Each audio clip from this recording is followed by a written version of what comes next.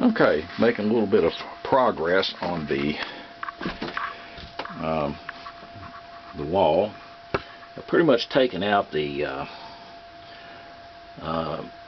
rotten studs and the base plate.